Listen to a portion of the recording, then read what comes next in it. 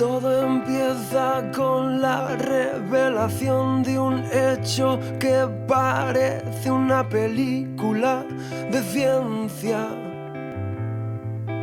pero sin ficción.